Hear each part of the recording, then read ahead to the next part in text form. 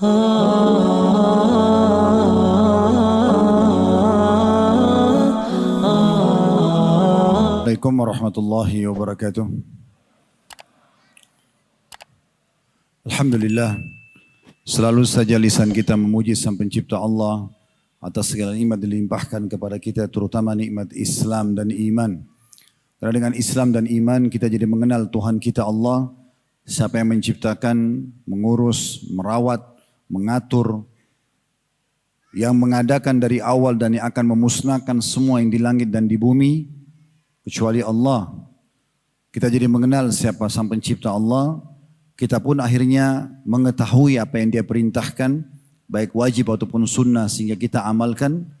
Dan kita juga tahu apa yang Ia larang, sehingga kita selamat dari ancaman dan hukumannya.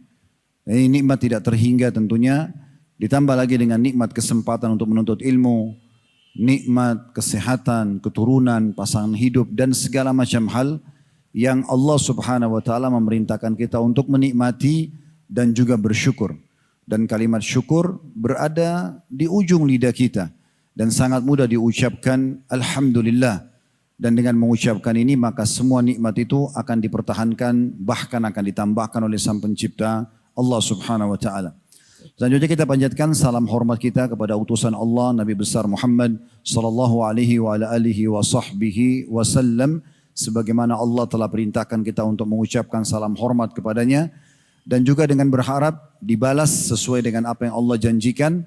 Satu kali salam hormat kepada manusia terbaik ini akan dibalas 10 rahmat, dan rahmat Allah Subhanahu wa Ta'ala meliputi segala sesuatu, baik itu pengampunan dosa, peninggian derajat, pemenuhan kebutuhan, bahkan solusi dari permasalahan-permasalahan dalam hidup kita. Bapak Ibu sekalian, saya mohon maaf sempat telat kurang lebih 18 atau 19 menit. Harusnya kita mulai 14.00 tadi. Tapi karena sebelumnya kami ada live tadi di kantor dan ada syuting iklan Uhud Tour Travel, maka saya telat.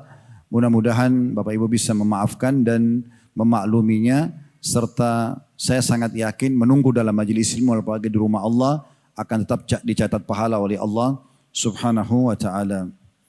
Baik, kita akan masuk teman-teman sekalian pada kesempatan ini kajian tematik, judulnya semangat dalam beribadah. Dalam hidup seorang muslim memang pondasinya harus selalu semangat. Islam menolak semua yang bertolak belakang dengan semangat, seperti malas, ya. Karena Nabi SAW berlindung dari sifat malas dan menyuruh kita berlindung dari sifat malas.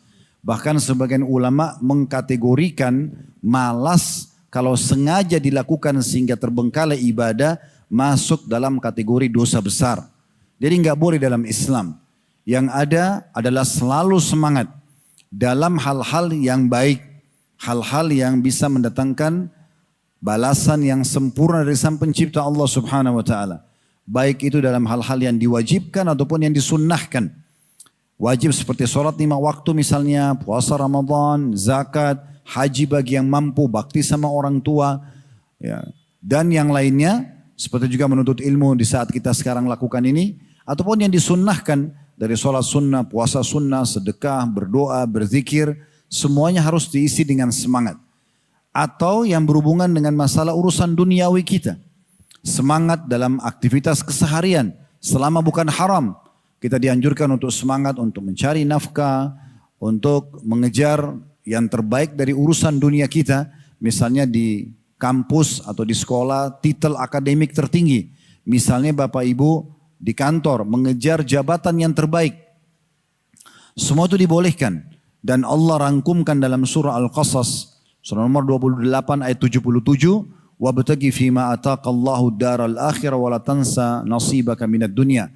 Kejarlah apa yang terbaik yang Allah janjikan di akhirat sana untuk kalian dan jangan lupakan bagian kalian dari dunia. Jadi orang muslim memang harus selalu semangat mengejar urusan akhiratnya dan urusan dunianya. Selalu mencari prestasi terbaik. Dan apapun yang membuat atau bertolak belakang dengan semangat itu berarti sesuatu yang negatif dan dilarang dalam agama Islam. Semangat yang sedang kita bahas adalah semangat dalam beribadah atau semangat dalam mengerjakan hal-hal yang diperbolehkan. Sebelum jauh membahas tentang dalil, contoh-contoh dari para salafus saleh berhubungan dengan masalah ini, perlu kita tahu teman-teman sekalian, potensi semangat ini selalu ditunggangi oleh syaitan kepada orang-orang yang hatinya lemah secara keimanan, agar semangatnya dipakai dalam maksiat. Bukankah orang-orang yang ingin melakukan perbuatan dosa, misalnya berzina, dia ingin target berzina dengan seseorang lawan jenis misalnya, atau dengan seorang pelacur, wa na'udzubillah, kita akan temukan dia semangat untuk mengerjakan itu. Dia programkan, dia siapkan baju terbaiknya, parfum terbaiknya, waktu terbaiknya, kendaraan terbaiknya, mungkin ucapan godaan yang terbaiknya, mungkin juga gerakan-gerakan terbaiknya. Semua dia lakukan dengan semangat untuk mencapai satu perbuatan dosa. Bukankah orang-orang yang mau mencuri semangat untuk mengatur strategi pencurian tersebut supaya dia berhasil? Rumah mana yang dia jadikan sebagai target, siapa yang dia jadikan sebagai target, jenis harta apa yang dia mau curi, waktu mana yang tepat, strategi apa yang membuat dia bisa selamat dari kerumunan massal misalnya, atau kerumunan massa yang akan memergoki dia misalnya. Atau mungkin kalau dia ketangkap, bagaimana dia bisa lepas dari jerat hukum. Dia semangat untuk melakukan perbuatan tersebut. Bukankah orang-orang kafir, mereka pada saat keluar ke perang Badar, lokasi Badar, jauh sekali jaraknya. Di tahun 2 Hijriah, di tanggal 15 Ramadan, mereka keluar dengan 1.000 orang pasukan dari Mekah ke Badar. Ini jauh sekali. Jauh sekali lokasinya. Kalau sekarang ini, Mekah ke Badar itu kalau saya tidak salah ya, sekitar mungkin 3 jam dengan kendaraan. Atau bahkan bisa sampai 4 jam dengan kendaraan bermotor kayak kita sekarang, bus ataupun mobil misalnya. Ya. Zaman dulu itu mereka kalau jalan sendiri dengan kuda bisa memakan sehari atau 2 hari. 2 hari perjalanan. Kalau pasukan itu bisa 3-4 hari karena pasukan cukup besar. Tapi pasukan kafir Quraisy dengan semangatnya keluar dari Mekah untuk memerangi Allah dan Rasulnya. Memerangi Islam. Mereka dengan semangat lakukan itu. Tapi semangatnya salah tempat. Ditunggangi oleh syaitan untuk justru memerangi kebenaran. Mereka keluar dari Mekah ke Madinah, jaraknya lebih jauh lagi.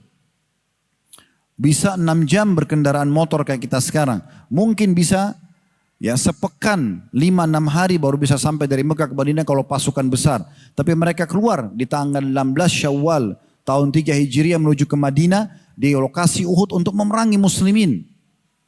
Mereka keluar di perang Khandak atau Ahzab di tahun 5 Hijriah dengan 10.000 pasukan. Kalau di Badar 1.000 pasukan, di Uhud 3.000 pasukan, di Khandak 10.000 pasukan.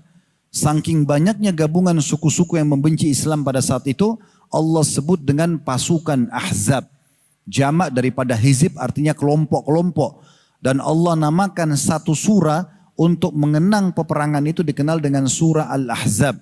Surah nomor 33. Menceritakan bagaimana semangatnya mereka mengepung Madinah selama 43 hari hanya untuk memerangi muslimin. Walaupun mereka kalah.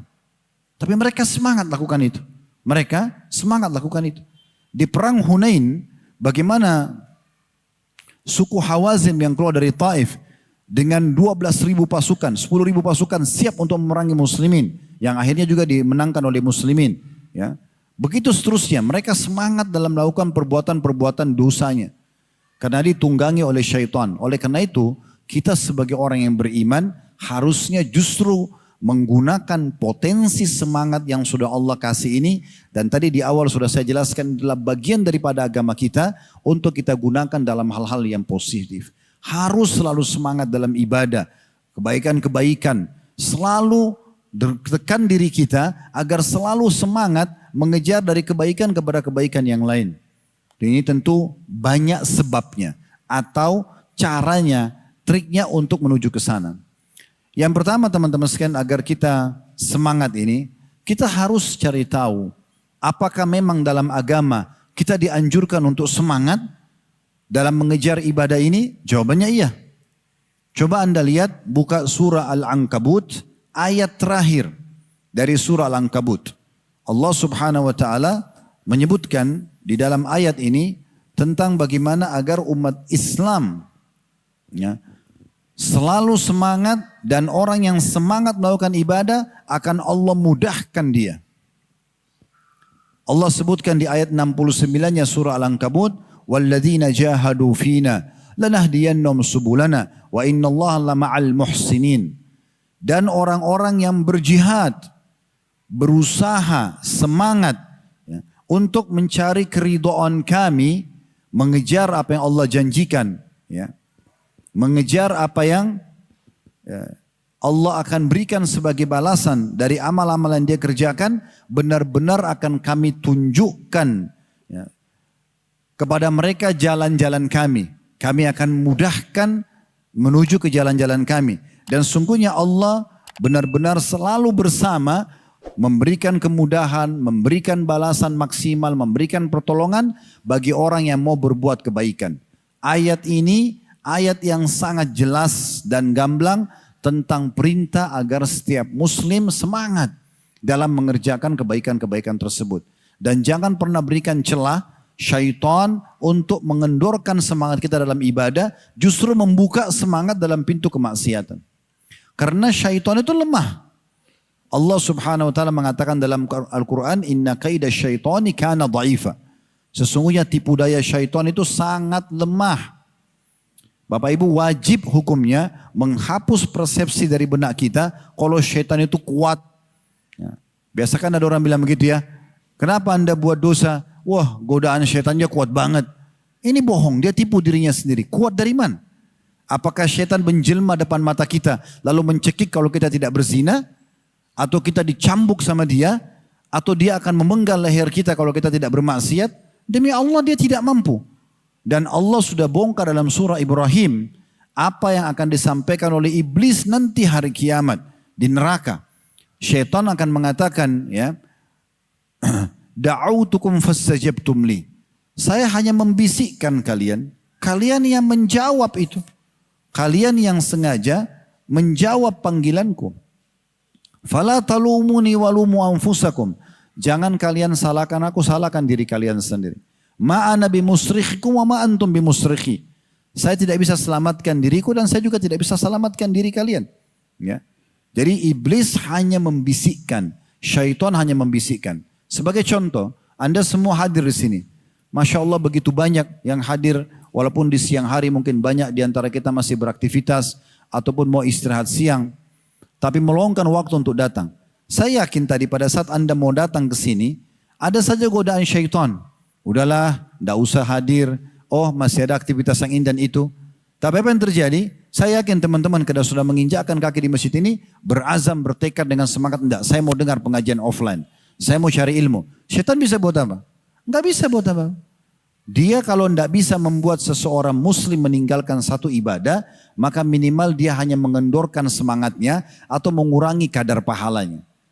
Tapi kita bisa melawannya. Oleh karena itu tidak ada alasan untuk tidak semangat. Tidak ada alasan. Jadi fahami poin pertama agar Anda selalu bisa semangat dalam ibadah. Kalau ini memang perintah Allah. Dan kalau kita sudah melangkah satu langkah saja. Kayak tadi Anda sudah starter motornya, starter mobilnya, sudah coba jalan. Maka dengan sendirinya Allah mudahkan sebagaimana tadi akhir surah Al-Ankabut. Anda kalau sudah daftar di travel, mau haji sama umrah. Kalau Anda tetap berjalan, walaupun syaitan bisikin, maka Allah akan mudahkan perjalanannya.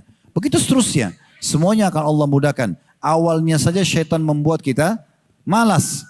Di saat kita bangun tengah malam misalnya, kita digoda oleh syaitan. Sebagaimana kata Nabi SAW, kalau seseorang di antara kalian bangun di tengah malam, dalam hadis sahih, maka pendampingnya dari malaikat di sebelah kanannya akan mengatakan, bangunlah, sholatlah. Biasa kalau Bapak Ibu terkaget tengah malam, ada bisikan mau sholat tahajud itu dari malaikat. Kita mau ikutin atau tidak, itu tergantung keputusan kita pribadi. Tapi kata Nabi SAW, nanti pendampingnya dari qarin, pendamping dari syaitan akan mengatakan, tidurlah, malam masih panjang. Jadi masih 3:30, masih bisa tidur setengah jam. Kadang-kadang tinggal 10 menit subuh, udahlah tidur 5 menit, padahal kebablasan nantinya. Itu syaitan yang goda. Caranya gimana? Tolak saja. Tidak usah ikutin. Coba Anda bangun, Anda wudu, Anda sholat. Maka kalau kita sudah melangkah kamar mandi untuk wudu, berat tapi lama-lama jadi ringan dan Allah akan mudahkan. Nah itu yang dimaksud dalam surah Al-Ankabut tadi di ayat terakhirnya. Jadi bisa kita lakukan itu. Itu dari ayat Al-Quran surah Al-Ankabut. Kalau dari hadis Nabi SAW, beliau melarang, beliau menolak buat diri beliau sifat pesimis, putus asa, merasa tidak mampu, dan juga mengajak umatnya untuk menolak itu. Dan beliau mengatakan, aku sangat tidak menyukai pesimis. Wa uhibbul fa'la. Dan aku sangat suka dengan kalimat ya optimis, semangat. Saya bisa, saya mampu, saya akan lakukan, saya akan berusaha. Begitu orang Islam. Selama teman-teman sekalian nyawa belum dicabut ya, oleh Allah SWT, walaupun di akhir hidup tetap lakukan ibadah. Sudah pernah dengar Umar bin Khattab radhiyallahu anhu pada saat beliau sholat ditusuk oleh Abu Lu'lu, dan tusukannya ini luar biasa. Di punggung sebelah kiri beliau atau sebelah kanan ditusuk ya dengan pisau yang sangat tajam sampai tembus ke depan. Waktu tabibnya mengecek, disuruh Umar bin Khattab minum susu, keluar dari dua sisi susu itu karena lubangnya sangat dalam. Dan masa dulu tidak ada operasi kayak kita. Ini sudah bisa membawa pada kematian. Jadi saking parahnya lukanya sampai Umar bin Khattab pingsan. Waktu beliau pingsan, di sebelahnya ada Ali bin Abi Thalib yang pada saat itu tentu jadi sahabat dan penasihat beliau sekaligus mertuanya. Karena di akhir hidup Umar menikah dengan anaknya Ali bin Abi Thalib yang bernama Ummul Kalthum. Dan beliau meninggal di pangkuan Ummu Kalthum ini radhiyallahu anhu majma'in. Dan di sebelahnya Ali ada Abbas, paman Nabi radhiyallahu anhu majma'in. Maka Abbas bisikin Ali, ini sudah waktu sholat masuk, sudah azan. Amir Mukminin, raja kita ini, mungkin orang beriman sedang pingsan. Bagaimana caranya kita bangunkan? Kita biarkan saja dia dalam pingsannya, nanti dia sadar baru dia sholat, atau bagaimana? Kata Ali, tidak. Kita bangunkan dia. Dan saya tahu caranya. Maka Ali mendekat dengan kuping Umar sambil mengatakan, As-salah ya amiral mu'minin. As-salah ya amiral mu'minin. Salat wahai pemimpin orang-orang beriman. Salat wahai pemimpin orang beriman. 2 kali. Tiba-tiba Umar bangun dari pingsannya dan mengatakan apa? Ya, benar. La Islam liman la salatalah. Tidak akan dianggap seseorang itu muslim yang tidak sholat. Padahal ini lubang nih. Ya, dari belakang ke depan lubang. Kita kadang-kadang cuma kena blink sedikit, enggak ke masjid. Ya. Cuma ngantuk sedikit, enggak sholat malam. Ini dalam kondisi sudah akan mendatang ajal, menjemput ajal. Ajal akan menjemputnya, tetap semangat dalam ibadah. Anak beliau Abdullah bin Umar radhiyallahu anhuma, di akhir hidupnya, rambutnya semua sudah putih. Alisnya putih, jenggotnya semua putih. 90 tahun lebih. Beliau pernah pegang bibit pohon kurma.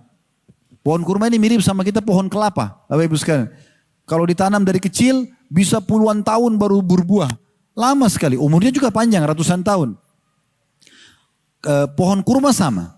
Abdullah bin Umar di akhir hidupnya sudah putih semua rambutnya, putih jenggotnya. Sudah ini orang anggap sudah akan meninggal dunia. Gitu, nggak lama lagi. Tapi beliau ambil bibit pohon kurma yang kecil. Dan beliau mau tanam.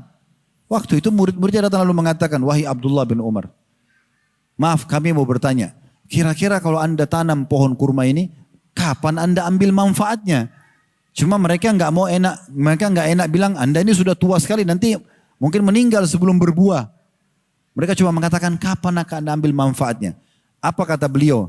Dengan semangatnya ya, beliau mengatakan, kalau aku tidak bisa mengambil manfaat darinya, dari buah-buahannya nanti, maka akan diambil manfaat oleh orang setelahku.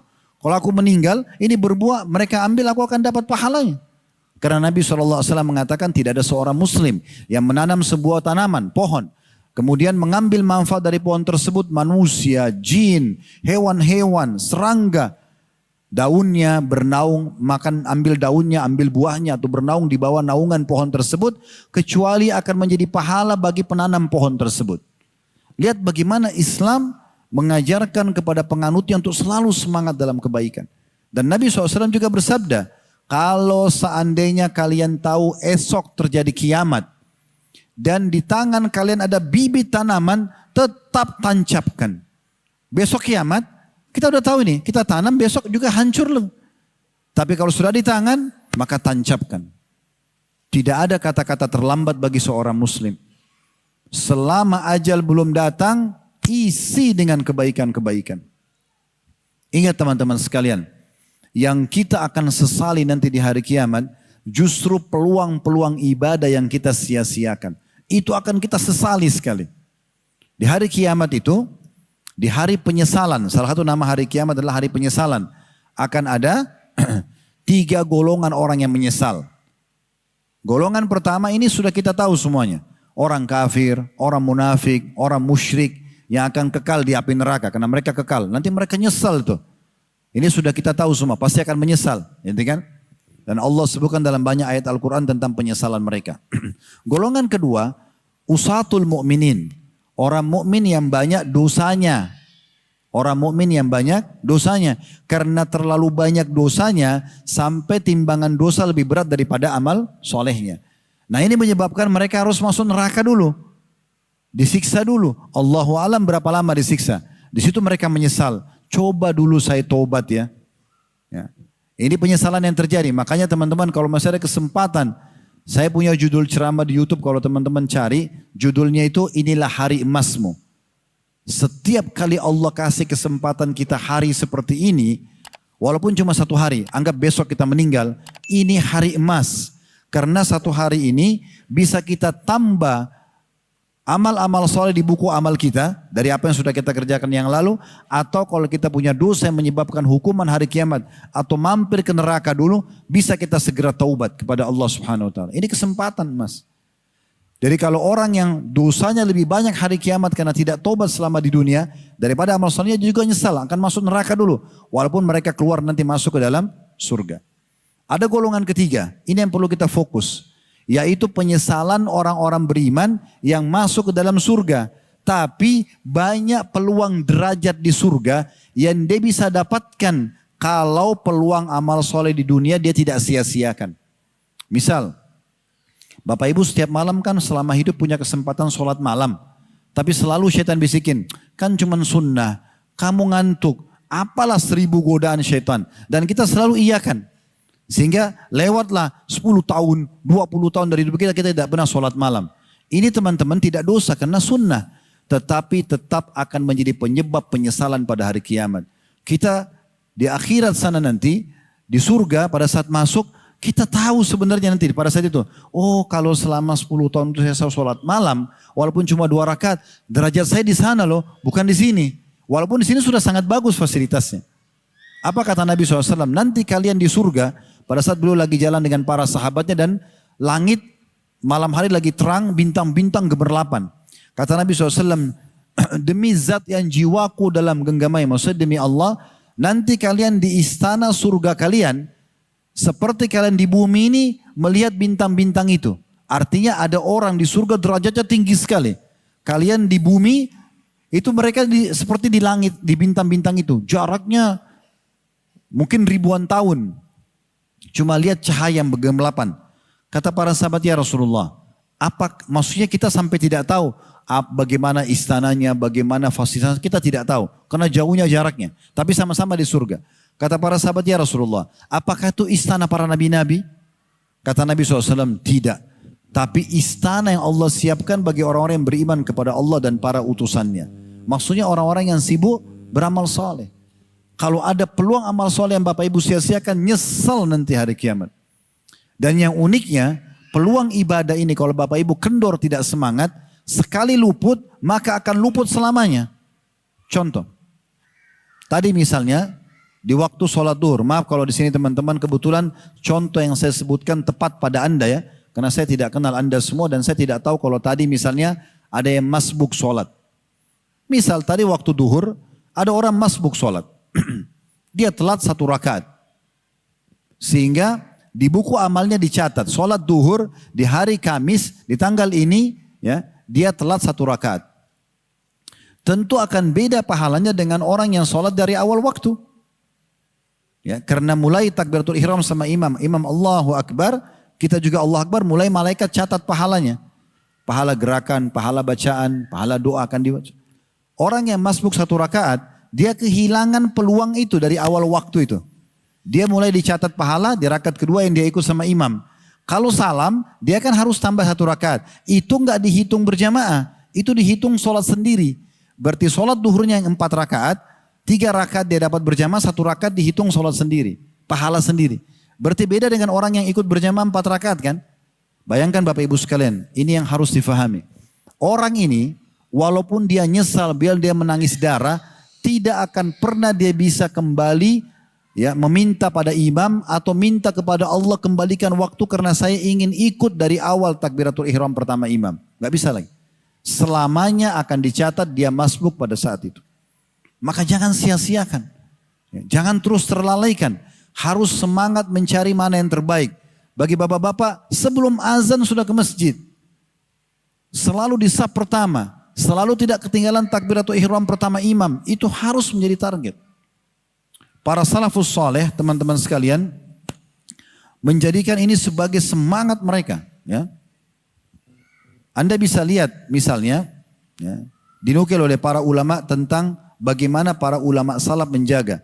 Ada Waqi ibn al-Jarrah menukil tentang Al-A'mash. Al-A'mash ini namanya Sulaiman ibn Mahran. Salah satu gurunya Imam Bukhari. Ya, guru yang kesekian di jalur sanad hadis. Terkenal dengan kesolehannya. Waqi ini menceritakan Al-A'mash itu selama kurang lebih 70 tahun tidak pernah luput dari takbiratul ihram. 70 tahun imam Allah Akbar, dia Allah Akbar di belakangnya. Tidak pernah ketinggalan satu kali pun. Karena semua bisikan syaitan mengendorkan semangat dia untuk mengejar, dilawan. Ya. Bagaimana caranya supaya tidak telat? Jangan telat datang. Jangan azan baru wudu, telat nanti. Dan sekali telat takbiratul ihram tidak bisa diperbaikin. Gak bisa, selamanya. Itu kerugian. Dan sudah cukup membedakan derajat kita sama orang yang datang dari awal waktu tadi. Makanya Nabi SAW memotivasi kita dalam hadis beliau yang masyhur. Siapa yang tidak ketinggalan takbiratul ihram imam selama 40 hari. 40 hari ini programkan walaupun cuma sekali seumur hidup Bapak Ibu. Terutama Bapak-Bapak ya. Walaupun sekali seumur hidup. Kalau bisa selamanya bagus. Kayak tadi Al-A'mash 70 tahun tidak pernah ketinggalan. Subuh, duhur, asar, maghrib, isya. Imam Allahu Akbar, dia Allah Akbar di belakangnya. Tapi Nabi SAW bilang apa? Siapa yang tidak ketinggalan takbiratul ihram imam 40 hari. 5 waktu sholat ya. Subuh, duhur, asar, maghrib, isya hari pertama. Hari kedua, hari ketiga. Ini kurang lebih lah 1 bulan setengah. 1 bulan 30 hari ya. Kemudian tambah 10 hari lagi. Sebulan setengah atau kurang sedikit. Itu non-stop bapak-bapak terutama. Azan sudah di masjid. Imam Allah Akbar, Anda juga Allah Akbar. Apa jaminannya? Kata Nabi SAW, dia akan dijamin dari kemunafikan. Ya. Selamat dari kemunafikan. Dan dia juga akan bersih dosa-dosanya. Dan ini motivasinya. Disebutkan dinukil dari seseorang juga Al-Qadi Taqiyuddin Sulaiman bin Hamzah Al-Maqdisi rahimahullah. Beliau berkata, aku tidaklah pernah sholat fardu sendirian kecuali 2 kali. Dan ketika aku sholat sendirian, aku merasa seakan-akan aku tidak sholat. Jadi umurnya beliau puluhan tahun. Di atas 80 tahun. Selama mulai dari balik sampai akhir hidupnya, itu hanya 2 kali tidak sholat dengan imam. Itu pun karena ada uzur syar'i. Ya. Selebihnya semua dengan imam. Begitu luar biasa mereka menjaga. Muhammad bin Sama'ah rahimahullah berkata, selama 40 tahun aku tidak pernah luput takbiratul ihram bersama imam. 40 tahun. Kalau tadi untuk mendapatkan selamat dari sifat kemunafikan dan api neraka ya dalam hadis. Siapa yang tidak ketinggalan takbiratul takbiratul ihram imam selama 40 hari, dia akan selamat dari api neraka dan kemunafikan. Selamanya. Akan Allah jamin itu. Ya. Ini dia tidak pernah ketinggalan imam takbiratul ihram pertama imam 40 tahun. Walaupun sehari saja. Kecuali ketika ibuku meninggal dunia. Jadi pada saat ibunya meninggal dunia, karena dia sibuk mengurusnya, sampai bawa ke pemakaman, lewat waktu sholat azan. Dan pada masa itu, masa mereka, belum ada mikrofon kayak kita sekarang. Sehingga dengan kesibukan urus jenazah ibunya, dia nggak dengar azan. Setelah kuburin baru dia tahu ternyata sholat sudah lewat. Itu aja satu dia kehilangan. Selebihnya 40 tahun semua tidak pernah ketinggalan takbiratul ihram pertama imam. Ini luar biasa. Gitu. Dinukil juga Sa'id bin Musayyib rahimahullah. Ini ulama tabi'in yang masyhur. Terkenal dengan kesolehannya. Orang-orang di Irak itu kalau merasa imannya lemah, biasa ketemu sama beliau. Karena nasihatnya sangat menyentuh secara keimanan. Orang ini ya disebutkan bahwasanya selama 40 tahun tidaklah dikumandangkan azan melainkan beliau sudah berada di masjid. Dan dinukil dari muridnya, ya, salah satu muridnya sehingga saya bernama Abdullah mengatakan, waktu dia dinikahkan oleh Sa'id bin Musayyib dengan anak Sa'id bin Musayyib, dia mengatakan, waktu Sa'id bin Musayyib datang ke rumah saya, maka saya heran, saya buka pintu ternyata beliau, karena saya belum pernah melihat selama 40 tahun, ya, Sa'id bin Musayyib ketinggalan takbiratul ihram pertama imam. Dan itu pun beliau mengatakan tentang dirinya, Sa'id bin Musayyib mengatakan rahimahullah, saya tidak pernah ketinggalan takbiratul ihram pertama imam 40 tahun dan saya tidak pernah sholat kecuali di belakang imam. Maksudnya saf pertama. Asy-Syu'bi juga seorang ulama tabi'in yang masyhur, beliau mengatakan, semenjak aku masuk Islam belum pernah aku dengarkan azan kecuali aku sudah wudu dan sudah siap langsung mengerjakan sholat. Nah, ini menandakan mereka sangat menjaganya. Dan ulama-ulama di masa-masa kita pun seperti dinukil dari Syekh bin Baz, ya, bagaimana beliau sangat terkenal, ya, walaupun Syekh bin Baz itu matanya buta, tapi beliau tidak pernah ketinggalan takbiratul ihram pertama imam. Dan juga tidak pernah ketinggalan sholat malam, dinukil dari anak beliau yang bernama Ahmad, beliau mengatakan, ya, semenjak saya hidup bersama ayahku, maka saya tidak pernah temukan beliau meninggalkan bangun sejam sebelum subuh untuk sholat tahajud 11 rakaat, kemudian juga sholat berjamaah di masjid. Ya. Jadi selalu saja, ya, mereka menjaga dengan semangat ibadah-ibadah tersebut. Nah ini poin yang luar biasa dan cukup banyak tentunya teman-teman sekalian kalau kita ingin, ya, melihat bagaimana semangat mereka dalam menjaga ibadah itu. Ini kiat yang pertama, ya. Bagaimana supaya kita semangat, kita mengetahui memang Al-Quran dan Sunnah memerintahkan kita untuk selalu semangat. Tadi dalilnya surah Al-Ankabut ayat 69, orang yang semangat memaksakan diri menuju jalan kami, maka kami akan pandu dia ke jalan kami. Dan Allah bersama dengan orang yang berbuat baik. Dan Nabi SAW mengatakan, aku tidak suka dengan pesimis, tapi aku suka dengan optimis. Dan selalu semangat untuk mengerjakan. Yang kedua, yang bisa menjadi kiat agar kita selalu semangat teman-teman sekalian, sebagaimana ahli maksiat semangat. Kejar janji Allah di ibadah yang kita kerjakan. Bahasa ceramahnya fadilah. Saya sarankan diri saya dan Bapak Ibu sekalian, jangan kerjakan satu jenis ibadah kecuali Anda sudah tahu Anda akan dapat apa di ibadah itu. Baca. Handphone kita sekarang ini sudah menjadi perpustakaan berjalan. Allah sudah mudahkan, Google bisa menyiapkan buat kita. Ketik saja, misalnya Anda ingin rajin sholat malam. Mulai nanti malam saya mau bertekad, setelah dengar ceramah saya mau mulai sholat malam sampai ajal saya datang. Gimana caranya semangatnya? Jangan lupa, ini poin yang kedua. Poin pertama kita tahu kalau Allah memang perintahkan kita untuk semangat ibadah. Yang kedua, kita mencari tahu tentang janji Allah di ibadah itu. Ketik di Google, keutamaan sholat malam. Akan banyak artikel-artikel ditulis oleh para ulama dan dai kita tentang keutamaan sholat malam. Anda ketik di Instagram, di Facebook sekarang, di TikTok, ya, cukup banyak cuplikan ceramah para ustadz-ustadz yang memotivasi tentang keutamaan sholat malam misalnya. Jadi kalau Anda tahu, oh ternyata sholat malam kalau saya kerjakan saya akan dapat 1, 2, 3, 4, 5, maka kita akan selalu ingin mengejar itu. Dan puncak ibadah seorang muslim kepada Allah di saat dia mengerjakan tepat waktu dan tepat gerakan serta diikuti dengan mengejar janji Allah di situ. Kalau Anda tanya, Ustadz, boleh nggak saya sholat malam supaya doa saya diijabah? Loh memang targetnya sholat malam itu, Bapak Ibu sekalian. Karena dikatakan dalam hadis, kalau tertinggal sepertiga malam Allah turun ke langit bumi dan Allah sengaja bertanya kepada para malaikatnya. Ada enggak hamba-hambaku yang malam ini bangun, dia minta pertolongan saya tolong. Dia punya hajat saya penuhi, dia memohon ampun saya maafkan. Berarti kalau kita bangun untuk mengejar 3 hal ini, untuk menyampaikan keluh kesah kita kepada Allah, menyampaikan hajat kita kepada Allah, memohon maaf atas kesalahan kita, maka itu target, salah satu target utama dari sholat malam. Ketahui kita akan dapat itu. Dan ini akan membuat kita konsisten nanti, istiqomah dalam mengerjakan sholat malam itu. Tarik dalam semua kegiatan. Bapak Ibu ingin rajin bersedekah. Kayaknya saya masih malas sedekah nih Ustaz. Gimana caranya supaya saya lebih semangat bersedekah? Supaya saya tidak selalu dibisikin syaitan ragu dengan kemiskinan. Sementara Allah SWT mengatakan dalam Al-Quran, ya, asyaitonu ya'idukumul faqra wa ya'murukum bil fahsya, dalam bab sedekah. Anda bisa baca surah Al-Baqarah surah nomor 2 ayat 161 sampai 174. Itu bicara tentang sedekah semua. Di antara salah satu ayat di situ dari 161 sampai 174 dalam surah Al-Baqarah, Allah mengatakan itu, syaitan dalam bab sedekah ini menjanjikan kalian ya kemiskinan dengan sedekah. Dan Allah menjanjikan kalian pengampunan dan rezeki yang luas dengan sedekah itu. Yang mana kita pilih? Setiap lewat kota amal, kayaknya masih ada keperluan lebih penting. Setiap ada orang miskin minta, kayaknya dia masih kuat nih, cari orang lain. Saudaraku, mungkin itu kesempatan sedekah terakhir. Mungkin setelah orang miskin itu pergi, kotak amal itu lewat, terus ajal kita datang. Itu mungkin amal terakhir.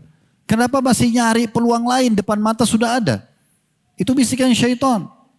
Atau sengaja bisikan syaitan kalau dia tidak bisa menahan kita untuk bersedekah, dia meminta kita atau mengajak kita untuk mencari jumlah yang paling sedikit. Di kantong ada uang 5.000, ada 10.000, ada 50.000, ada 100.000. Kalau Anda mau niat sedekah 100.000, syaitan akan beratkan tuh. Udahlah 5.000 aja cukup, kan yang lain masih banyak kebutuhan. Padahal untuk memberikan di jalan Allah harus yang terbesar, yang terbaik. Allah Subhanahu wa taala mengatakan dalam surah Saba, surah nomor 34 ayat 39, "Wa ma anfaqtum min syai'in fahuwa yukhlifu." Yang kalian infakkan pasti dia akan ganti. Maka jangan ragu. Nabi SAW mengatakan kepada Asma binti Abi Bakar radhiyallahu anhuma, la tuki fayukillahu alaiki. Jangan kau perhitungan di jalan Allah, nanti Allah perhitungan juga sama kamu. Kotak amal lewat, ditaruh 2.000 rupiah, 2.000-nya tua lagi. Sudah gitu minta sama Allah kesehatan, kekuatan, keselamatan, kekayaan, 2.000 rupiah, tua lagi. Gitu kan. Gimana caranya? Berikan yang terbaik. Dan dalam bab ini, teman-teman supaya kita semangat untuk mengerjakan sedekah, perlu tanamkan di benak kita poin pentingnya. Ini yang difahami oleh para sahabat, para tabi'in, ulama-ulama salaf sebelum kita. Bahwasanya bab sedekah ini, yang butuh terhadap sedekah adalah pemilik harta, bukan orang miskin. Yang butuh dengan sedekah, justru kita pemilik harta. Kalau tidak ada orang yang bisa kita sedekahin, kita dapat pahala sedekah di mana? Justru kita yang butuh. Orang miskin yang kita kasih 50.000 atau 100.000 cuma dipakai untuk kebutuhan hajatnya. Tapi nilai 50.000 atau 100.000 yang kita sedekahkan itu karena perantara orang miskin tersebut akan dibawa timbangan amal kita hari kiamat. Makanya Sa'id bin Musayyib rahimahullah, seorang ulama tabi'in yang tadi sempat kita sebutkan kisahnya 40 tahun tidak pernah ketinggalan takbiratul ihram imam. Beliau teman-teman sekalian pada saat membungkus ya sedekahnya, lalu kemudian beliau bagi-bagi kepada orang miskin, habis itu beliau senyum lebar. Begitu juga dinukil dari Fudail bin Iyad rahimahullah, seorang tabi'in yang lain. Mereka senyum lalu mengatakan, lihatlah, lihatlah, sambil tunjuk orang miskin itu. Lihat orang-orang ini membawa amal kami, ketimbangan amal kami tanpa diupah sedikit pun. Secara kasat mata, dia bawa pulang baju, dia bawa pulang makanan, dia bawa pulang uang yang kita kasih, kasat mata.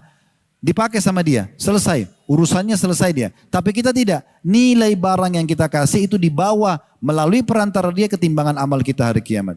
Dan Allah tidak akan balas 10.000 rupiah dengan 10.000 angkanya di timbangan. Tidak. Karena Allah sudah sebutkan dalam Al-Quran, Man ja'a bil hasanati falahu asyru amsalihha. Siapa yang mendatangkan, melakukan satu amal saleh, Allah akan lipat gandakan sampai 10 kali lipat. Dalam hadis Bukhari, ila sab'amiyya di'fin ila adhafin katsira. Bisa sampai 700 kali lipat atau kelipatan-kelipatan yang banyak. Allah akan kasih tergantung kadar keikhlasan kita. Dalam ibadah juga ini teman-teman, Anda bisa dapat ekstra pahala dari pengemasan ibadah. Pengemasan ibadah. Contoh, kita kembali ke contoh awal tadi, sholat malam. Kalau teman-teman bangun malam, karena sudah baca keutamaan, oh sholat malam dapat ini nih. Ya. Terus kita terbangun malam, kita teringat hadis itu. Oh kayaknya sholat malam besar keutamaan, saya mau sholat deh. Dapat pahala, dapat pahala. Tapi ada orang yang bisa mendapatkan ekstra pahala dari sholat malamnya. Caranya gimana? Kemas sholat malam itu dengan baik. Contoh, sebelum tidur diniatkan memang ingin bangun sholat malam. Siapkan baju khusus untuk sholat malam. mukena kalau ibu-ibu mungkin khusus. Sejadah kita khusus dibubuhi minyak wangi. Kita sudah pilih surah yang kita ingin baca. Kita sudah tentukan jam yang kita ingin bangun untuk sholat malam. Maka ini kemasannya, pahalanya lebih besar.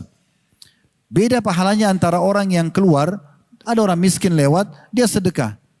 Dapat pahala. Tapi ada orang yang bisa dapat pahala ekstra dari kemasannya. Sebelum keluar rumah, dia udah sisipin di kantong kanan, kalau ibu-ibu mungkin di dompetnya atau di tasnya, uang 50 ribu rupiah atau 10 ribu rupiah yang baru, yang belum lecek misalnya, khusus untuk sedekah. Dia sudah niat, ketemu siapapun di jalan dia akan kasih. Ini kan dia kemas dari rumahnya.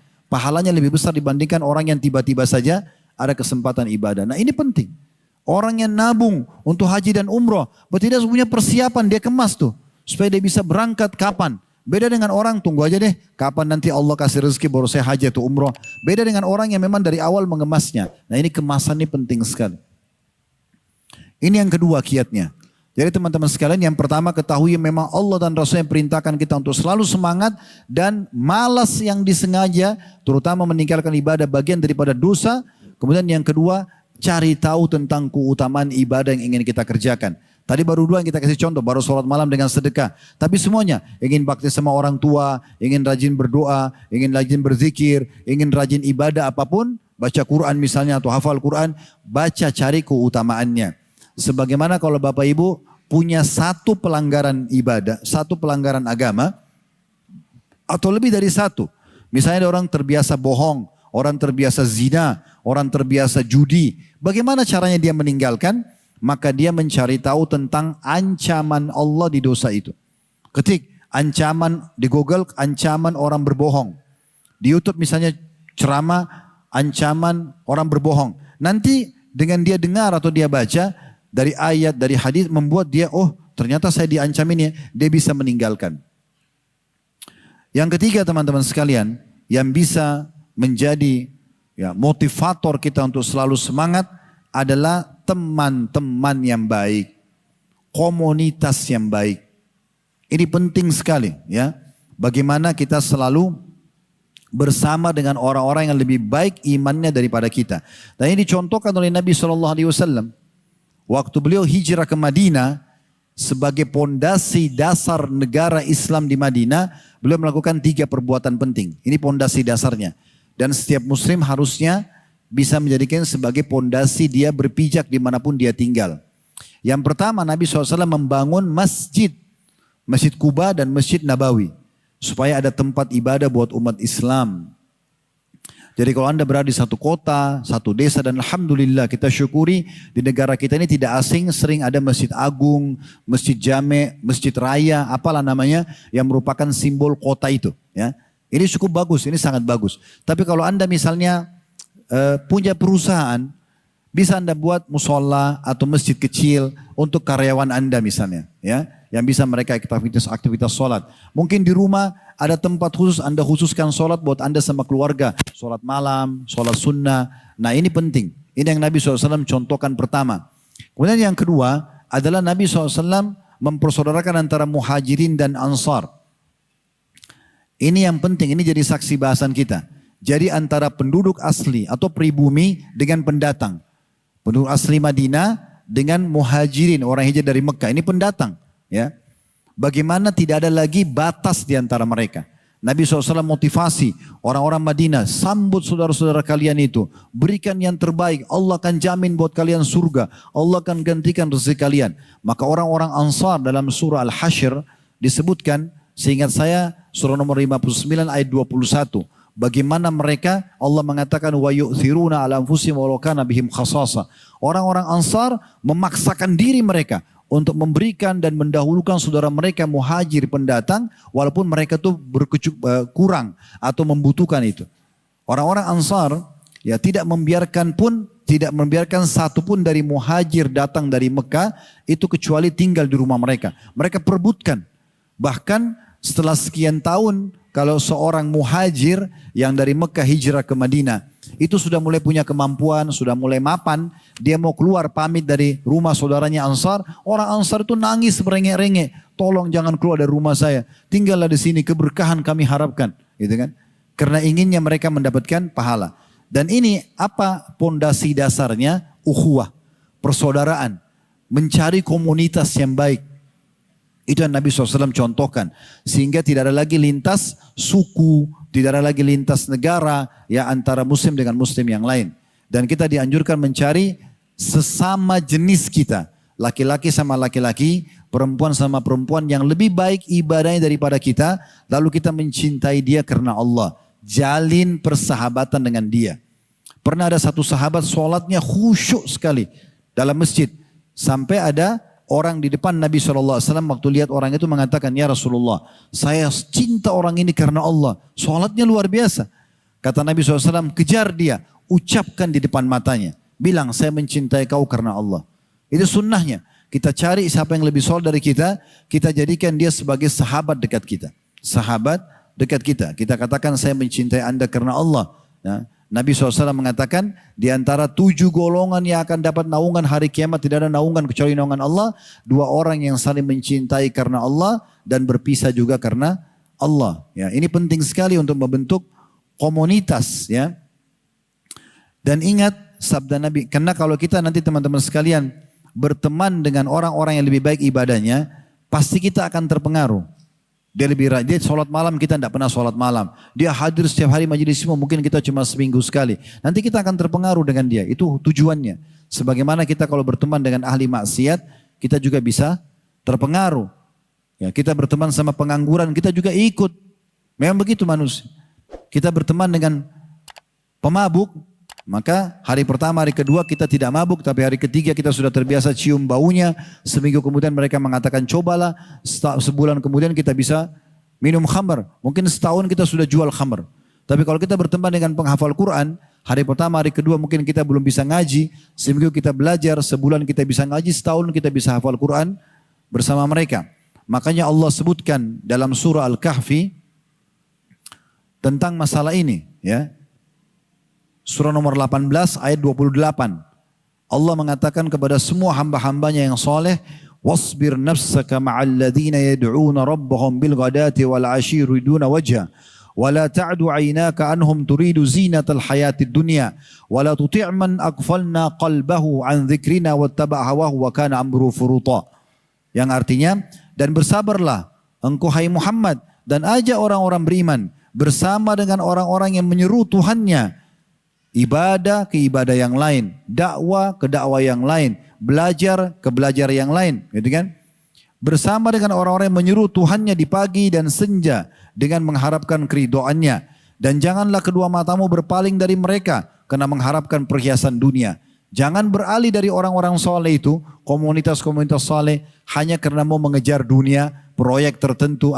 Ini kan miskin-miskin nih, udah nggak usah deh. Ini yang penting sudah kenal sama-sama di masjid. Saya kalau untuk pekerjaan bergaul sama orang-orang ini yang biasa mabuk, biasa maksiat. Ini keliru. Kata Allah, jangan alihkan matamu hai Muhammad dan ajak juga orang beriman mengalihkan ke orang-orang yang bermaksiat hanya karena mengejar dunia. Jangan kamu mengikuti orang-orang yang hatinya telah kami lalaikan dari mengingat kami, serta menuruti hawa nafsunya, dan adalah keadaan itu telah melampaui batas. Nabi SAW mengingatkan dalam hadits Abu Daud dan dihasankan oleh Syekh Albani, al-mar'u atau ar-rajulu ala dini khalili. Seseorang sesuai dengan agama temannya, komunitasnya. Falyanzur ahadukum may yukhalil. Maka kalian harus melihat siapa yang kalian jadikan sebagai teman kalian. Kalau kita berteman dengan orang malas ibadah, kita akan malas. Berteman sama orang semangat ibadah, maka kita akan semangat. Makanya sahabat ini menjaga sekali komunitas mereka. Mereka selalu bersama dengan orang-orang soleh. Mereka selalu melihat siapa yang lebih baik ibadahnya, lalu mereka mendekatkan diri mereka kepada ahli ibadah itu. Ya. Sampai-sampai sahabat-sahabat Nabi, teman-teman sekalian, itu kalau seseorang di antara mereka mau berpisah ya, kayak misalnya habis sholat subuh, atau duhur, atau asar, atau maghrib, atau isya, salah satu dari waktu sholat ini, bertemu nih, mungkin bapak ibu sudah tetangga sama bapak yang sebelahnya, sudah sering ketemu, tapi para sahabat yang mereka lakukan kalau baru mau pisah, habis sholat asar misalnya sebentar. Habis sholat asar mau berpisah masing-masing ke rumahnya. Mereka tidak pernah berpisah kecuali mereka saling berwasiat satu sama yang lain. Walaupun hanya membaca surah Al-Asr. Mereka mengatakan apa dalam riwayat? Ta'al nu'minu sa'ah. Ayo kita tambah iman kita sesaat yuk. Maka walaupun baca surah Al-Asr, Bismillahirrahmanirrahim, wal asr, demi masa hidup kalian di dunia, innal insana lafi khusr, manusia banyak sekali dalam keadaan rugi, menyesal di dunia dan di akhirat nanti menyesal mereka. Ya. Illa alladhina amanu wa amilus salihat, kecuali orang yang sibuk beriman dan beramal saleh. Wa tawasaw bil haq, saling mewasiatkan kebenaran ini. Wa tawasaw bis sabr, saling mewasiatkan agar bersabar dalam mempertahankan amal saleh sampai ajal datang. Walaupun cuma baca surah Al-Asr, baru mereka pisah, tidak ada masalah. Tapi begitu orang soleh sama orang soleh yang lain. Orang soleh sama soleh, mereka pasti akan saling mengingatkan. Kalau kita lagi buat salah, diingatkan sama dia. Jangan loh, itu nggak boleh dalam agama. Diingatkan. Tapi kalau teman-teman yang fajir, yang jauh dari agama, dia biarkan aja. Bahkan dia menyebabkan kita untuk berbuat maksiat kepada Allah Subhanahu wa Ta'ala. Saya mengajak teman-teman sekalian, coba buka surah As-Saffat. Ya. Kita baca ayat 51-nya. Surah As-Saffat ayat 51 dan beberapa ayat setelahnya. Baik, surah As-Saffat surah nomor 30 ayat 51. Perhatikan Allah menggambarkan bagaimana, ini luar biasa ya. Allah bocorkan buat kita di dunia apa yang terjadi nanti di akhirat. Bagaimana nanti di neraka, di surga, ada nanti orang masuk surga dan semoga insya Allah kita termasuk ini. Nanti ngobrol sama teman-teman yang sama-sama di surga, mengingat ada satu temannya dulu di dunia yang selalu mengajak pada keburukan. Perhatikan, kita dengarkan di sini Allah berfirman, menceritakan buat kita yang akan terjadi nanti. Ini mukjizat Al-Quran. Al-Quran itu menceritakan tentang umat sebelum kita, supaya ambil pelajaran, hukum-hukum yang harus kita jalankan semasa hidup, dan apa yang nanti akan terjadi di akhirat sana. Sampai kehidupan yang jauh ke depan kita sudah diberitahukan. Di ayat 51 bunyinya, Qala qailum minhum inni kana li qarin. Salah satu dari ahli surga itu akan berkata, sungguh dahulu di dunia aku mempunyai seorang teman. Karena nanti kalau kita di surga teman-teman, kita akan mengenang tuh. Ingat gak dulu kita di masjid Bulak Rantai itu pada duduk? Ingat gak pernah kita ke taklim ini? Ingat gak pernah kita buka puasa orang sama-sama? Itu semua akan kita lihat historinya. Kita akan mengenang semua kebaikan itu nanti. Saling bercerita. Nah ini salah satu yang ceritakan ahli surga akan bicara sesama terus dia bilang, oh saya ingat dulu di dunia saya punya teman satu loh. Lalu ayat 52-nya, yaqulu a'innaka laminal musaddiqin. Temanku itu suka bilang, ini ahli surga cerita sama ahli surga yang lain. Temanku itu suka bilang waktu di dunia, apakah kamu sungguh-sungguh termasuk orang yang membenarkan hari kebangkitan? Kok ini percaya akhirat? Percaya ada azab kubur, ada hari kebangkitan, timbangan amal, ada surga neraka. Kau percaya itu? Lihat di situ dikasih tanda tanya.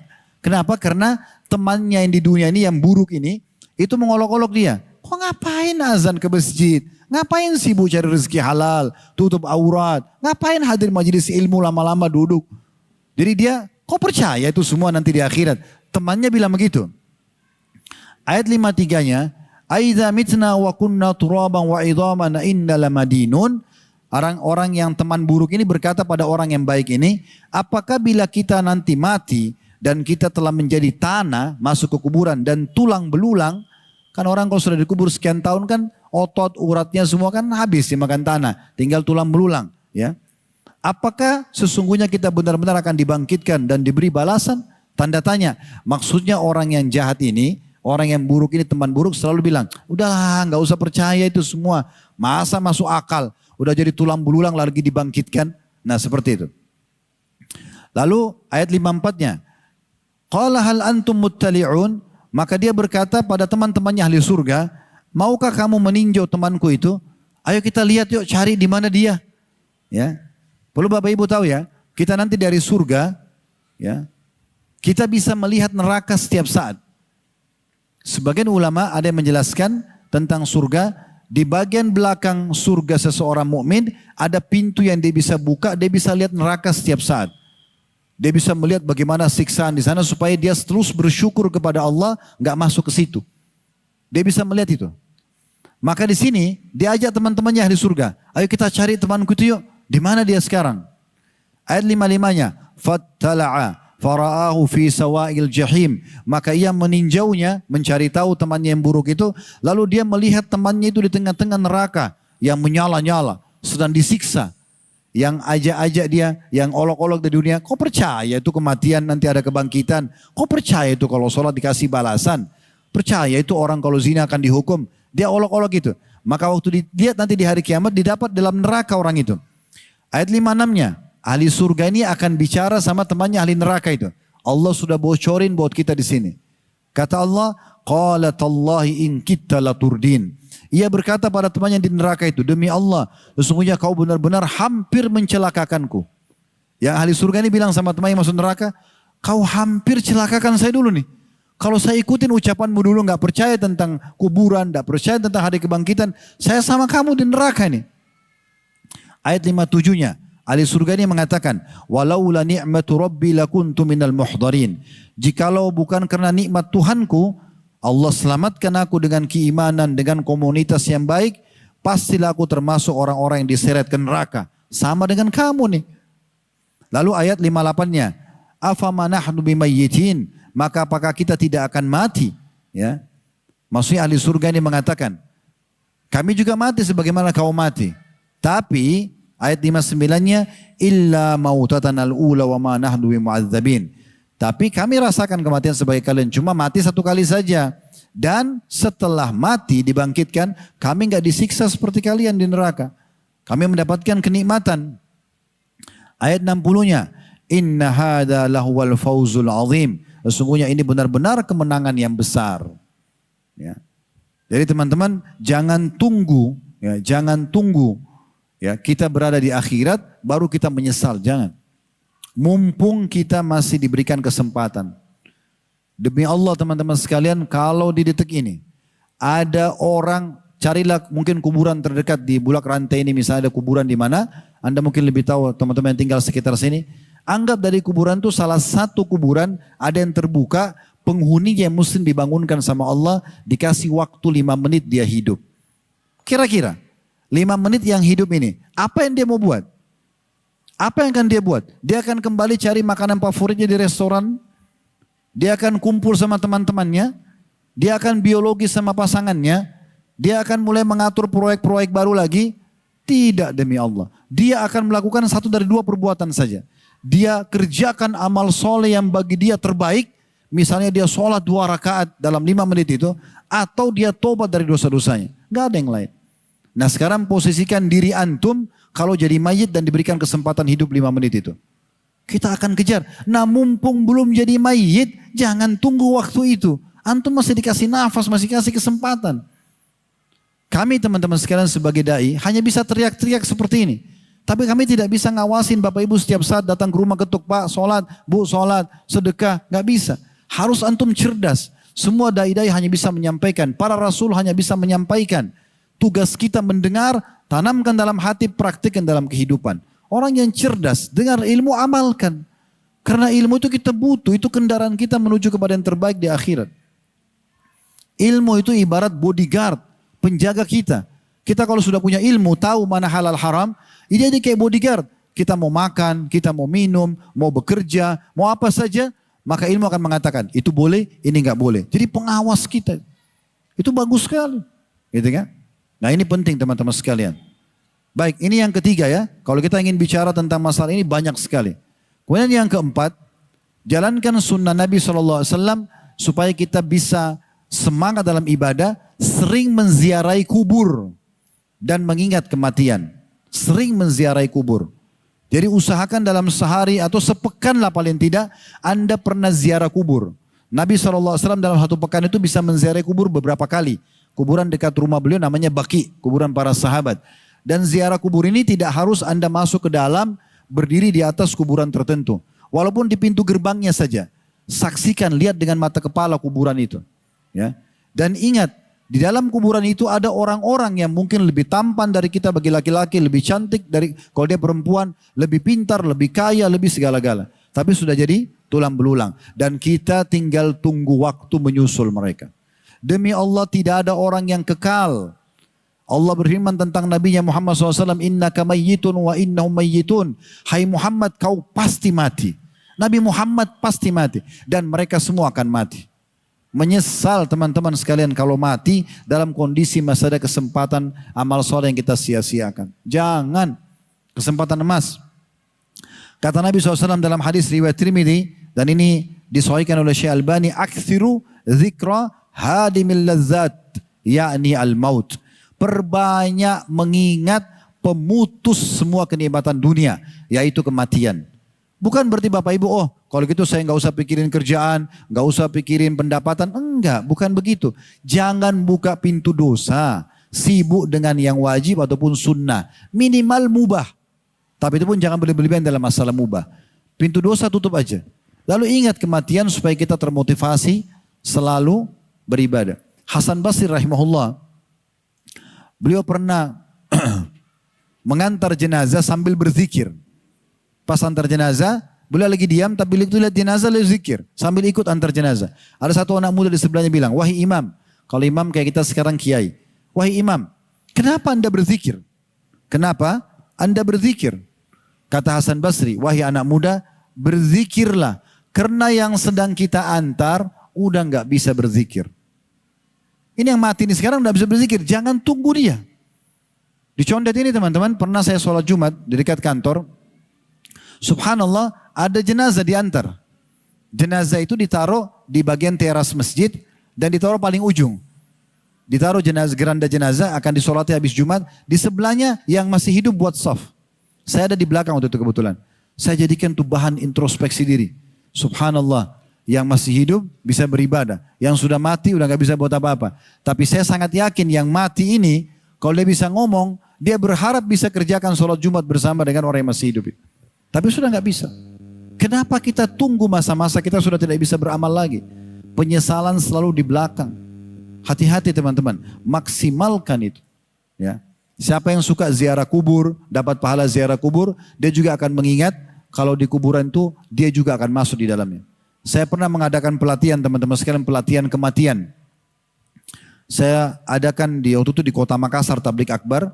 Kami juga adakan di Kota Padang pelatihan buat teman-teman mahasiswa di awal mereka mau masuk ke kampus. Ya. Salah satunya adalah menyebutkan tentang masalah kematian itu sebuah fakta dan akan datang pada siapapun, tidak harus orang sakit. Ya. Terbukti orang yang ada di rumah sakit, orang sakit sama para perawat dan petugas medisnya itu jumlahnya lebih sedikit daripada orang yang lalang di depan rumah sakit. Artinya yang mati dalam kondisi tidak sakit itu lebih banyak.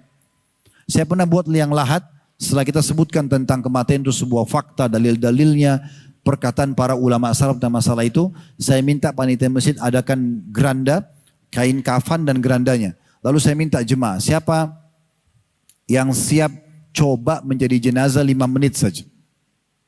Waktu itu di Kota Makassar ada satu saudara kita, beliau tukang batu, bangunan. Angkat tangan, saya Ustaz. Baik silakan. Saya bilang naik di sini, di depan dekat saya. Nanti Anda baring di atas kain kafan ini dan setelah tidur di situ tutup mata Anda dan bayangkan Anda sudah meninggal dan coba renungi semua apa yang saya ucapkan. Ada teman-teman panitia yang coba membantu. Masuklah dia duduk di atas kain kafan itu, begitu dia tutup matanya, orangnya tiba-tiba nangis sendiri. Bapak ini tadi tiba-tiba nangis. Belum diapa-apakan nih, saya belum bicara apa-apa. Kemudian saya suruh teman-teman panitia bungkus badannya dengan kain kafan itu. Semua wajahnya yang kita buka. Semua perlengkapan jenazah kita taruh di sekitar situ. Lalu saya bilang sama dia, Pak, coba renungi. Sekarang semua hiruk-pikuk suara di masjid ini yang Anda dengarkan, orang ngomong, orang mungkin ada juga ikut menangis, orang yang lagi ketawa mungkin ya, itu semua adalah orang-orang yang ada di sekitar rumah Anda di saat Anda meninggal dunia. Tapi karena Anda sudah jadi mayit, nggak bisa protes. Jangan ngomong, jangan teriak, jangan ketawa. Kita nggak bisa buat apa-apa. Bahkan panitia yang mengurus jenazah kita mau meletakkan tangan di dada, mau meletakkan tangan di perut, kita nggak bisa protes. Sudah harus ikut, gitu kan? Seperti itu. Sekarang renungi semua peluang ibadah yang Anda sia-siakan selama ini. Semua peluang. Pernah ada kesempatan sedekah, nggak sedekah. Ada orang tua tidak berbakti, dengarkan azan, tidak jawab ke masjid, tidak tutup aurat, apalah segala macam. Peluang dan Anda menyesal karena Anda butuh dengan pahala itu. Saya diam berapa detik lalu saya katakan begini. Dan coba bayangkan semua peluang dosa yang tidak Anda sia-siakan. Setiap ada kesempatan ini, itu dibuat semua dan tidak sempat taubat. Sekarang Allah akan hukum Anda. Ini cuma hitungan detik ya. Pelatihan ini cuma kurang dari 5 menit satu orang. Setelah itu saya diam kemudian dia mulai orang ini menangis terus. Setelah itu saya bilang sama panitia tolong angkat jasadnya ke geranda mayit. Dan saya minta yang sedang ikut pelatihan jangan dibuka matanya. Tetap dia terbawa dengan suasana dia pribadi, dengan tutup mata dan dia membayangkan dia sudah mayit. Setelah itu diangkat oleh teman-teman panitia menuju ke samping masjid, ada liang lahat kami sudah buat lalu diturunkan. Saya bilang ya coba sekarang renungi kalau anda betul-betul akan masuk ke dalam kuburan ya. Dan kami akan tinggalkan anda sebentar lagi, anda akan ketemu dengan mungkar nakir yang menanyakan pertanyaan. Itu penentuan anda selamat atau tidak. Yang bisa menjawab hanya orang beriman dan beramal saleh. Kalau orang fasik dia tidak akan bisa menjawab apa-apa, atau orang kafir. Maka dia turun lalu saya suruh panitia tutup dengan kain di atas liang lahat tersebut. Kami semua keluar. Saya dari luar pakai mikrofon mengatakan, coba buka mata anda, lihatlah ini rumah anda sekarang. 1 kali 2 meter ini rumah anda sekarang. Inilah rumah anda. Rumah yang tadinya 1000 meter, 1 hektar, udah nggak ada, jadi warisan. Udah nggak ada. Ini sekarang rumah anda. Dan sebentar lagi 3 langkah ini kami melangkah, malaikat mungkar nakir akan datang dan menanyakan kepada anda penentuan anda selamat atau tidak. Jadi taman dari taman surga atau lubang dari lubang neraka. Setelah hitungan berapa detik saya minta beliau keluar. Waktu keluar Pak Bayu sekarang ini kenyataan ya. Bukan saya ngarang-ngarang. Dia sempoyongan Bapak itu. Terus kami pandu kembali masjid lagi, kami kasih mikrofon. Pak, tolong ceritakan ke jamaah pengalaman jadi jenazah 5 menit. Itu dia pegang mic sambil gemetar. Terus dia, Ustaz saya tobat, saya masih tinggalkan sholat, ada orang tua saya tidak bakti. Dia terbawa dengan arusnya sendiri. Dia ceritain sama semua jemaah sambil dia nangis-nangis. Setelah itu kita coba yang kedua, coba yang ketiga. Ada satu ibu-ibu akhwat kita coba sampai pingsan. Setelah mungkin kurang lebih durasi semua karena masing-masing 5 menit, sekitar 20-25 menit. Karena kami kasih sampel 5-6 orang. Lalu saya bilang, Bapak Ibu sekalian, ini baru pelatihan. Tapi demi Allah satu waktu nanti kita semua akan mati. Dan pada saat itu dibungkus kain kafan yang sebenarnya dan tidak akan pernah kembali lagi. Ingat, dunia yang selama ini kita kejar tidak ada kepemilikan abadi. Bapak Ibu yang punya motor, punya mobil, BPKB-nya sekarang surat polisinya atas nama Anda. Sementara kalau kita mati pindah tangan. Bukan punya kita. Rumah, tanah atas nama kita. Sementara begitu mati sudah pindah semua. Enggak ada. Jabatan, harta semua tidak ada milik kita. Ya. Makanya Nabi SAW mengatakan kalau orang meninggal dunia ikut ke kuburan 3 hal. Amalnya, keluarganya dan ya, hartanya. Dan akan pulang 2, harta dan keluarganya dan akan tinggal bersamanya amalnya. Maka rugi sekali orang yang sibuk saja dengan harta dan keluarga. Tapi dia lupa amalnya justru yang akan menemani dia nanti di akhirat. Yang terakhir teman-teman sekalian kiatnya adalah memperbanyak doa kepada Allah Subhanahu wa taala dan selalu ulang-ulangi. Terutama doa yang diajarkan Nabi SAW kepada Muadz bin Jabal radhiyallahu anhu dalam hadits Abu Daud, Allahumma a'inni ala dzikrika wa syukrika wa husni ibadatik. Ulang-ulangi habis sholat, di saat lagi di kendaraan, di saat lagi pokoknya bukan di tempat yang dilarang zikir. Maaf, bukan di WC, di jalan, di pasar, ulangi. Allahumma a'inni ala dzikrika wa syukrika wa husni ibadatik. Tahu artinya apa? Ya Allah tolonglah aku. Allahumma inni ala zikrika, agar selalu berzikir kepadamu, wa syukrika, bersyukur kepadamu, wa husni ibadatik, dan memperindah ibadah kepadamu. Setiap ada kesempatan lisan selalu istighfar. Kata para sahabat diantaranya Anas radhiyallahu anhu, kami menghitung Nabi SAW dalam satu majlisnya beristighfar kepada Allah 70 sampai 100 kali. Dalam riwayat lain Nabi selalu mengatakan Rabbi gfirli wa tub alayya, Rabbi gfirli wa tub alayya. Sambil ngomong sama temannya ada jeda sedikit beliau selipin Rabbi gfirli wa tub alayya. Sampai 70 kali dalam satu majlis. Karena selalu coba beramal soleh. Dan para salafus saleh mengatakan perbanyak istighfar, perbanyak zikir, perbanyak ibadah. Karena orang yang menemukan di setiap dua baris dari buku amalnya amal-amal soleh termasuk istighfar dan amal-amal yang lainnya, maka dia akan sangat gembira nanti pada hari kiamat. Ingat, peluang hanya sekali, tidak bisa terulang lagi. Untuk beramal soleh dan jangan sia-siakan. Mumpung Allah memberikan umur kepada kita semuanya. Allahu a'lam. Kalau benar dari Allah, kalau salah dari saya mohon dimaafkan. Subhanakallahumma bihamdika.